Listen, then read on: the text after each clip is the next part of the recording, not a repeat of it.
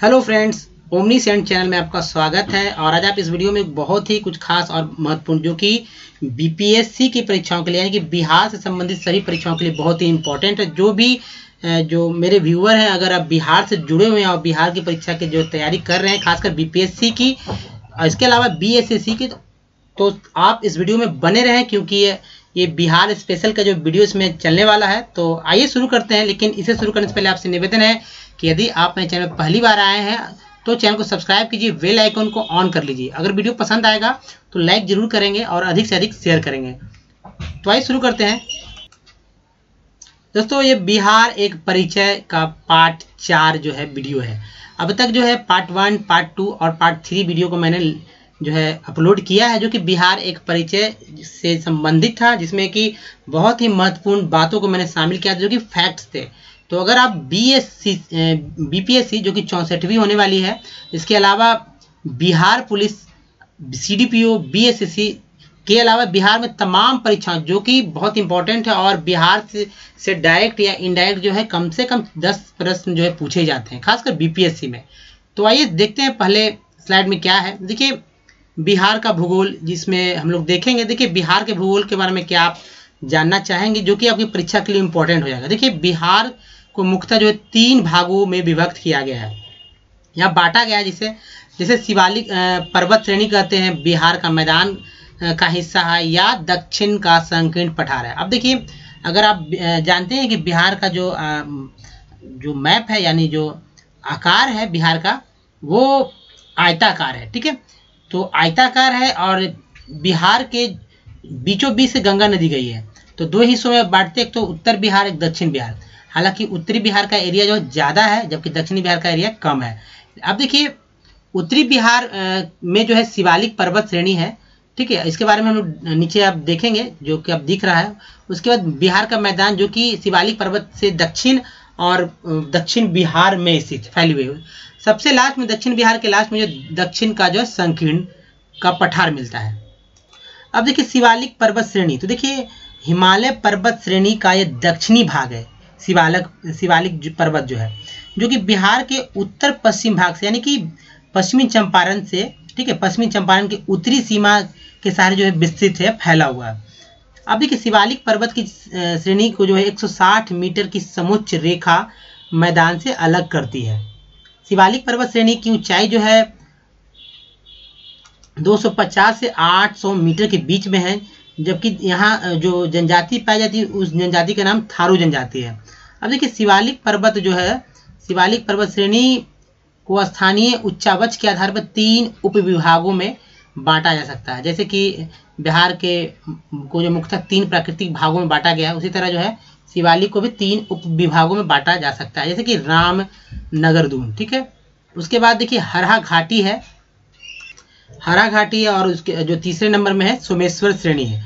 तो हम लोग बात करेंगे रामनगर दून के। देखिए, रामनगर दून का सबसे ऊंचा भाग जो है संतपुर के निकट, जिसकी ऊंचाई 242 मीटर है, जबकि हरहा घाटी 22 किलोमीटर लंबी है और इसका अधिकतर भाग समुद्र तल से जो है 152 मीटर ऊंचा है। अब बात करेंगे सोमेश्वर श्रेणी की। तो सोमेश्वर श्रेणी की सर्वोच्च चोटी जो है सोमेश्वर किला है, जिसकी ऊंचाई जो है 880 मीटर है। सोमेश्वर श्रेणी में अनेक दर्रे बने हुए हैं जिनका निर्माण नदियों के अपर्दन से हुआ है। देखिए, सोमेश्वर जैसे कि जो दर्रे हैं इसके बारे में आप नेक्स्ट स्लाइड में देखेंगे कि कौन से दर्रे हैं ये। तो देखिए, सोमेश्वर श्रेणी में जो है, जो कि बिहार की सर्वोच्च शिखर है, इसकी ऊंचाई 880 मीटर है। और सोमेश्वर श्रेणी में निम्न दर्रे हैं, वो है सोमेश्वर दर्रा, भिखना ठोरी दर्रा।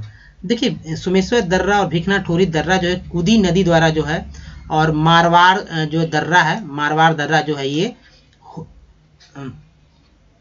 ये जो दर्रा है, मारवाड़ दर्रा जो है बहुत ही इंपॉर्टेंट हरहा नदी के द्वारा निर्मित है। ठीक है, जिसे हरहा की घाटी थी, उसी तरह ये हरहा नदी के द्वारा मारवाड़ दर्रा निर्मित है। अब देखिए, बात करेंगे हम लोग बिहार के मैदान का क्षेत्रफल के बारे में। तो बिहार के मैदान का क्षेत्रफल जो है, टोटल जो मैदानी एरिया है, ठीक है, जो समतल एरिया है, देखिए 90,650 वर्ग किलोमीटर में जो है बिहार का मैदान फैला हुआ है।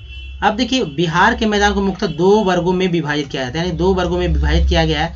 पहला उत्तरी बिहार का मैदान जो कि 56,980 वर्ग किलोमीटर में फैला हुआ है, सबसे अधिक है। और उसके बाद गंगा नदी है। गंगा नदी के दक्षिण का मैदान जो है दक्षिणी बिहार का मैदान कहलाता है और इसकी जो क्षेत्रफल है 33,670 किलोमीटर। जाहिर सी बात है दक्षिण बिहार का एरिया जो है कम है, ठीक है। अब देखिए दक्षिण बिहार का टाल क्षेत्र जो है पटना से मोकामा तक विस्तृत है। लेकिन इसके पहले दोस्तों आप ये जान लीजिए कि बहुत इंपॉर्टेंट है कुछ खास। देखिए बिहार का मैदान जो कि जिसका क्षेत्रफल 90,650 है, अगर इसके बिहार के कुल क्षेत्रफल जो कि 94,100 ठीक है आसपास है 163, यानी कि 94,163 है क्षेत्रफल। अब देखिए ये जो बिहार का मैदान का जो एरिया है बिहार के कुल क्षेत्रफल का 96.27% है, यानी 96% भाग पर जो है मैदान ही फैला हुआ है। देखिए बिहार के मैदान का निर्धारण 165 मीटर की कंटूर लाइन द्वारा हुआ है। बिहार के मैदान का ढाल जो है 5 से 6 सेंटीमीटर हर एक किलोमीटर यानी प्रति किलोमीटर है, यानी कि 1 किलोमीटर पर जो है 5 से 6 सेंटीमीटर जो है ये बिहार का मैदान ढाल है, ठीक है। ढाल किस तरफ है तो बंगाल खाड़ी की तरफ है, मतलब दो तरह से ढाल है और उसके बारे में भी बात हो जाए कैसे कैसे ढाल है। देखिए उत्तरी बिहार के मैदान में जो है पश्चिम में घाघरा नदी सबसे, उसके बाद देखिए गंडक दोआब से लेकर पूर्व में जो कोसी महानंदा के पूर्वी भाग तक जो है विस्तृत है उत्तरी बिहार का मैदान।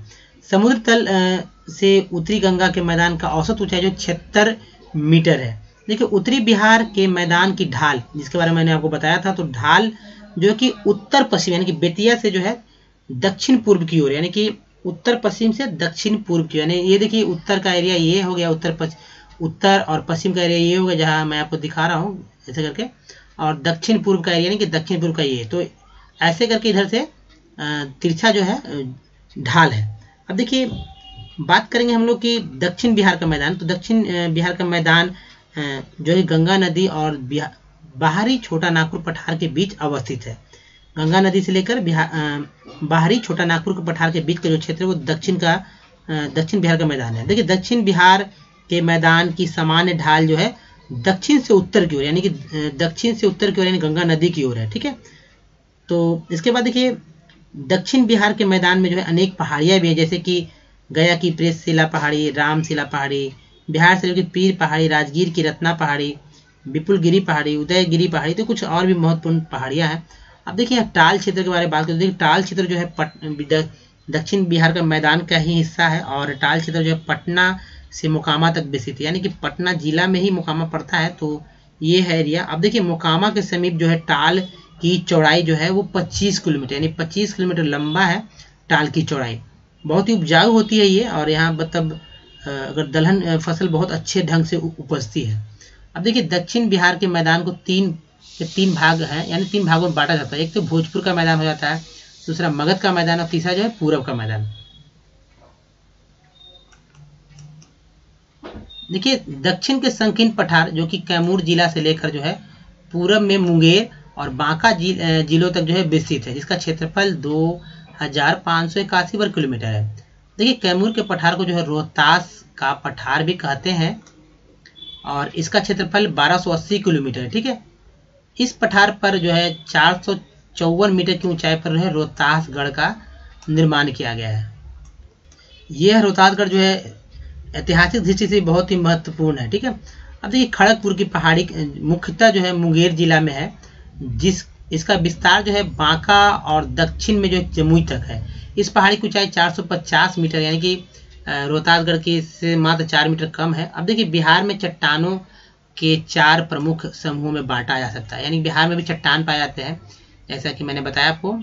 और देखिए धारवाड़, ये समय के अनुसार है, धारवाड़ संरचना का मैदान है, विंध्यन संरचना, टर्शियरी संरचना और क्वाटरनरी संरचना। इसके बारे में कुछ खास बात जान लीजिए। देखिए धारवाड़ समूह की चट्टानें बिहार के दक्षिणी पूर्वी भाग विशेषकर मुंगेर और खड़गपुर पहाड़ी, जमुई, नवादा आदि में मिलती है, जबकि राजगीर और बिहार शरीफ की पहाड़ी में धारवाड़ समूह की चट्टानें मिलती है। दूसरा बात करेंगे विंध्यन संरचना, ठीक है। यहाँ विंध्यन संरचना 2 नंबर में, तो देखिए विंध्यन संरचना समूह की चट्टानें मुख्यतः जो है कैमूर श्रेणी में पाई जाती है और विंध्यन संरचना में जो है सिमरी क्रम और कैमूर क्रम की चट्टानें हैं। कैमूर क्रम की चट्टानों में जो है पायराइट, अयस्क की बहुलता है जिससे जो गंधक प्राप्त होती है। ठीक है, पाइराइट के उत्पादन में बिहार भारत में प्रथम यानी 25% उत्पादन करता है और भारत में प्रथम स्थान पर है। तो इस बात को याद रखना होगा कि बिहार में पाइराइट जो है भारत के कुल उत्पादन का जो है प्रथम स्थान पर है और जो कि 25% के आसपास में उत्पादन होता है इसका। देखिए अब बात करेंगे टर्शियरी संरचना की। तो टर्शियरी जो संरचना है इसमें इसकी चट्टानें जो बिहार में पश्चिमी चंपारण के उत्तरी पश्चिमी भाग में रामनगर दून सोमेश्वर श्रेणी में पाई जाती है। टर्शियरी संरचना में बालू, चूना पत्थर, कांग्लोमेरेट, बालू, बंजरी तथा चीका मिट्टी बलित रूप में जो पाई जाती है। ठीक है, अब देखिए क्वाटरनरी संरचना जो है जो चौथे प्रकार का जो है चट्टान है और यह जो है जलोढ़ मैदान की चट्टान है। अब आइए बात करते हैं, नेक्स्ट स्लाइड में चलते हैं। देखिए इसमें देखिए जलोढ़ मिट्टी के बारे में कुछ जान लीजिए कि देखिए अगर आयु की दृष्टि से जलोढ़ मिट्टी निर्मित मिट्टी के दो वर्गों में बांटा जाता है, यानी कि दो तरह की मिट्टियां हैं।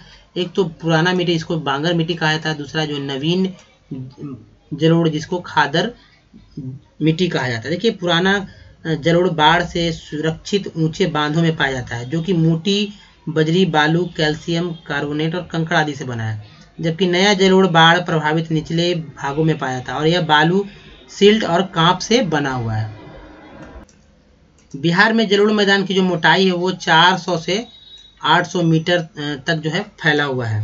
ठीक है, अब देखिए बात करेंगे हम लोग बिहार के अपवाह प्रणाली के बारे में। तो देखिए बिहार अपवाह प्रणाली यानी नदियों से रिलेटेड है ये और इसको दो भागों में विभक्त किया गया। एक तो हिमालय से निकलने वाली नदियाँ, दूसरा जो है प्रायद्वीपीय नदियाँ। यानी कि हिमालय से कौन कौन सी नदी निकलती है इस बात को अब याद रखेंगे। जो नदी निकलती है हिमालय से वो गंगा नदी में भी आती है, सहायक नदी के रूप में है ये सारी। देखिए हिमालय से जो है घाघरा नदी निकलती है। इसके अलावा जो गंडक नदी, बूढ़ी गंडक नदी, बागमती, कमला नदी, बलान नदी, कोसी नदी, महानंदा आदि नदी। अब देखिए प्रायद्वीपीय नदियाँ जो है इसमें है कर्मनाशा, सोन, पुनपुन, फल्गु, पंचाने और क्यूल जो है ये प्रायद्वीपीय यानी कि दक्षिण बिहार से गंगा नदी में जो है यानी दक्षिण साइड से जो गंगा नदी में प्रवेश करती है। देखिए इंपॉर्टेंट ये ही है कि आप इस बात को ध्यान में रखना होगा कि कौन कौन सी नदी जो है कि दक्षिण से गंगा में प्रवेश करती है, कौन कौन सी नदी जो है उत्तर से गंगा में प्रवेश करती है। यानी उत्तर से मिलने वाली नदियाँ ठीक है कौन है और दक्षिण से मिलने वाली नदियाँ कौन है, इस बात को भी यहाँ पर ही आप क्लियर कर लें, समझ लें तो बहुत अच्छी बात है। अब देखिए बात करेंगे हम लोग गंगा नदी के बारे में जो कि मुख्य नदी है बिहार की। तो बिहार की ऐसे तो गंगा नदी की जो लंबाई 2525 किलोमीटर है, कहीं कहीं 2510 किलोमीटर भी दिया रहता है, लेकिन 2525 किलोमीटर जो है एनसीईआरटी में दिया हुआ है तो फिक्स है। अब देखिए बिहार में इसकी लंबाई कितनी है। तो देखिए बिहार में इसकी लंबाई जो है 445 किलोमीटर, यानी 445 किलोमीटर जो है गंगा नदी जो है बहता है यानी प्रवाहित होती है। अब देखिए गंगा नदी का जो ढाल है, जाहिर सी बात है गंगा नदी जो बहती है वो बहने का कारण है कि गंगा नदी का ढाल है यानी कि 3 इंच प्रति किलोमीटर पूरब की ढाल है। ठीक है, जो कि पूरब में ही बंगाल खाड़ी है, तो हर एक किलोमीटर पर जो 3 इंच जो है गंगा नदी का यानी डाउन है। अब देखिए बात करेंगे हम नेक्स्ट स्लाइड में। तो यहाँ देखिए बिहार में घाघरा नदी के बारे में जानते हैं। घाघरा नदी क्या है? घाघरा नदी जो कि इसका पुराना नाम सरयू है, सरयू नदी के नाम से भी जानी जाती है और लगभग जो है 80 किलोमीटर लंबी नदी है ये बिहार में। तो बिहार में मात्र इसकी लंबाई 180 किलोमीटर है और यह नदी भी जो है 3 इंच प्रति किलोमीटर दक्षिण की ओर जो है झुकी हुई ढाल बनाती है, जिसकी वजह से बाद में गंगा नदी में आकर समाहित होती है यानी कि मिल जाती है। घाघरा नदी यानी सरयू नदी का अपवाह क्षेत्र जो सिवान एवं सारंच है और घाघरा नदी बिहार के सबसे पश्चिमी नदी है। इस बात को याद रखना होगा कि बिहार की सबसे पश्चिमी नदी जो है घाघरा नदी है। ठीक है, अब बात करेंगे हम लोग गंडक नदी के बारे में। तो गंडक नदी की सहायक नदी जो है काली गंडक है और नारायण गंडकी है और बिहार में गंडक नदी की जो लंबाई है 120 किलोमीटर है। ठीक है, अब देखिए गंडक नदी जो है गंडक नदी का जो अपवाह क्षेत्र है वो है सारण। ठीक है, सारण क्षेत्र है। उसके अलावा जो है मुजफ्फरपुर वैशाली है। गंडक नदी 7 नदियों से मिलने के बाद बनी है, इसे जो है सप्त गंडकी भी कहते हैं और गंडक नदी अन्नपूर्णा श्रेणी को काटकर गार्ज भी बनाती है। देखिए गंडक नदी जो है भैंसा लोटन के पास जो है बिहार में प्रवेश करती है। इस बात को याद रखना होगा कि कहाँ गंडक नदी प्रवेश करती है, तो भैंसा लोटन के पास। अब देखिए गंडक नदी जो है वाल्मीकि पर जो है वाल्मीकि नगर बैराज स्थित है गंडक नदी पर, ठीक है। अब देखिए इसके बाद हम लोग बात करेंगे बूढ़ी गंडक के बारे में। तो बूढ़ी गंडक का जो अपवाह क्षेत्र है वो है चंपारण, मुजफ्फरपुर, समस्तीपुर एवं बेगूसराय एवं खगड़िया, ठीक है। देखिए बूढ़ी गंडक नदी हिमालय से निकलने वाली बिहार में गंगा की सहायक नदियों में सबसे लंबी नदी है। इस बात को भी ध्यान रखेंगे कि बूढ़ी गंडक नदी हिमालय से निकलने वाली बिहार में गंगा की सबसे सहायक नदी है, सबसे लंबी ये नदी है। तो अब देखिए अब इसके बाद नेक्स्ट साइड पे चलते हैं। तो यहाँ हम लोग बागमती के बारे में जानेंगे। तो बागमती नदी का उद्गम स्थान जो है महाभारत श्रेणी है। और देखिए ये इसका जो बागमती नदी की सहायक नदी जिसका नाम है लल, बकिया और लखनदेई, ये इसकी बागमती की सहायक नदी है। जबकि इसका अपवाह क्षेत्र मुजफ्फरपुर, दरभंगा, समस्तीपुर है, ठीक है। बागमती नदी बाढ़ के दिनों में अपना मार्ग बदल लेती है और अपना प्रवाह पथ बदलने के साथ ही ये भयंकर बाढ़ों के लिए भी कुख्यात रही है। अब बात करेंगे कमला नदी के बारे में। तो कमला नदी जो है नेपाल से निकलती है, नेपाल के जो है महाभारत श्रेणी से, यानी महाभारत श्रेणी जो है नेपाल में स्थित है। अब इसके बाद दोस्तों देखिए सोन नदी के बारे में बात करेंगे। सोन नदी दक्षिण बिहार की नदी है और इसका उद्गम स्थान जो है अमरकंटक पर्वत है, पहाड़ी है, जहाँ से सोन नदी निकलती है। और सोन नदी पे जो बहुत सारे जो है बहुत अच्छा है। यहाँ सोन नदी के आसपास बहुत अच्छी खेती होती है, खासकर धान की, क्योंकि पानी की उपलब्धता हमेशा बनी रहती है, ठीक है। अब इसके बाद फल्गु नदी बहुत ही प्रमुख है, गया तक ये है। तो इसका उद्गम स्थान जो है छोटा नागपुर पठार है, ठीक है। और उसके बाद देखिए पुनपुन नदी का उद्गम स्थान जो है पलामू के चौराहा पहाड़ी है, जो कि पटना में जो है मिलती है, ठीक है। पुनपुन नदी जो है पटना में मिल जाती है। तो ये कुछ खास और महत्वपूर्ण था इस वीडियो के लिए। तो दोस्तों इस वीडियो में अगर आपको कुछ अच्छा लगा तो प्लीज़ चैनल को जो है अगर आपने सब्सक्राइब नहीं तो कर लीजिए। और सभी से आग्रह है कि वीडियो जो है अधिक से अधिक लोगों तक फैलाएं, जो भी कि बिहार की परीक्षा खासकर जो बीपीएससी और अन्य परीक्षाओं की तैयारी कर रहे हैं उन सब के लिए बहुत इंपॉर्टेंट है। तो सभी को शेयर कर दीजिए, बस आपसे ही एक आग्रह है। तब तक के लिए दोस्तों धन्यवाद। Thanks for watching.